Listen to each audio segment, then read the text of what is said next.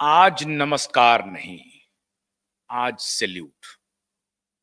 आपको सैल्यूट है, सैल्यूट है, सैल्यूट है। आपने अपनी ताकत दिखाई और एक बेसहारा माता-पिता के साथ पूरा देश खड़ा है। इस ताकत के सामने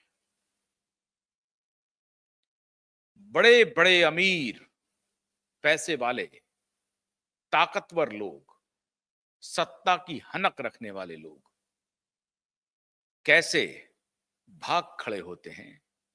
21वीं सदी में आपने एक बार फिर से साबित कर दिया और इसीलिए आपको सैल्यूट है।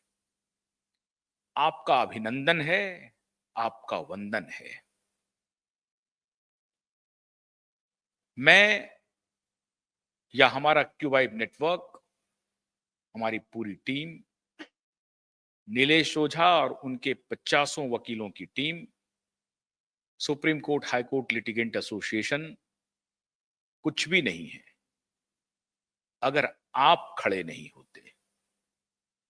और ये आपकी ताकत का नतीजा है कि कल लाइव में स्वयं नीलेश ओझा जी ने कहा कि उनको एक जस्टिस महोदय ने, जो हाई कोर्ट के जस्टिस हैं, उन्होंने कहा कि आप मेरे ड्राइवर से पूछ लीजिए, आप मेरे पीएन से पूछ लीजिए, आप मेरे कुक से पूछ लीजिए, आप मेरे किसी भी कर्मचारी से पूछ लीजिए और अननोइंगली पूछिए कि दिशा और सुशांत की मौत हुई है या हत्या हुई है। 1% भी आपको यह नहीं कहेगा कि उसकी मौत हुई है। सबके सब कहेंगे कि उसकी उनकी हत्या हुई है और बर्बर हत्या हुई है।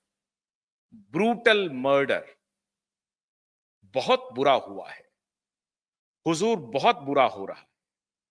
देश में क्या हो रहा है?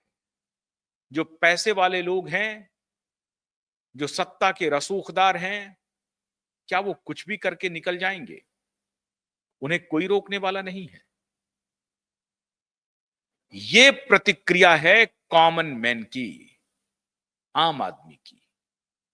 और हमने कुछ दिन पहले अपने कैमरे पे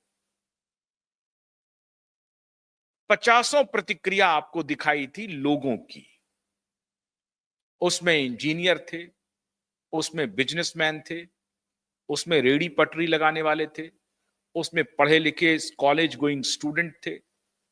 सबसे हमने पूछा, एक भी व्यक्ति, एक भी लड़की, एक भी लड़का, एक भी महिला, एक भी पुरुष, किसी ने भी ये नहीं कहा कि सुशांत और दिशा की हत्या नहीं हुई है।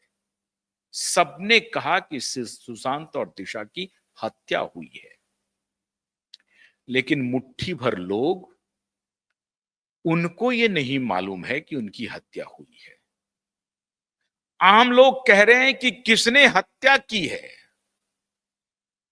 और ये तब है जब समूची मीडिया, कुछ को छोड़ करके कुछ भ्रष्ट मीडिया वाले इन रसूखदार लोगों से मिलकर के भ्रष्टाचार की नई मिसाल कायम कर रहे हैं, भ्रष्टाचार के हर कीर्तिमान को तोड़ रहे हैं और एक फेक नैरेटिव चलाने की पूरी कोशिश कर रहे हैं। उस नैरेटिव के बाद भी देश का कोना कोना, एक एक बच्चा ये कह रहा है कि दिशा और सुशांत की हत्या हुई है। मित्रों, कल जो नीलेश ओझा जी ने लाइव के दौरान ये टिप्पणी की, उससे एक बात साबित हो गई, इनके पास बचने का कोई रास्ता अब नहीं रहा।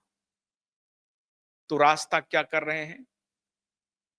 भाग रहे हैं, दूर भाग रहे हैं। हो सकता है कि देश भी छोड़ दे, मुमकिन है कि देश भी छोड़ दे।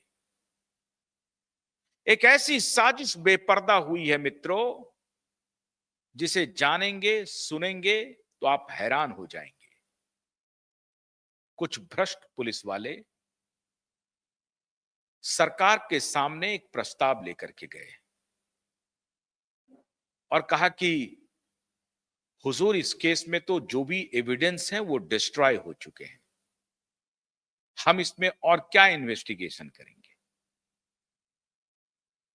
सरकार के लोगों ने कहा कि किसने कहा नहीं कहा ये कहना उचित नहीं है, बस इतना ही जान लीजिए। उचित अनुचित तो छोड़ दीजिए, मैं नाम लेना नहीं चाहता, नाम लेके करूंगा भी क्या। उन्होंने कहा कि अच्छा ऐसी बात है, सारे सबूत खत्म हो गए। कहा जी। तो फिर 22 में हमने जो एसआईटी की घोषणा की थी, बोला बड़ा बड़ा अच्छा किया आपने कि 12 महीने तक एसआईटी का अपॉइंटमेंट नहीं किया, और जब एसआईटी का अपॉइंटमेंट हो गया तो बात आगे नहीं बढ़ी। बोला ये भी अच्छा किया, एसआईटी वाले को पता था। तो अरे भाई, तो फिर ये लोग क्यों कह रहे हैं? पता नहीं सर, ये लोग क्यों कह रहे हैं।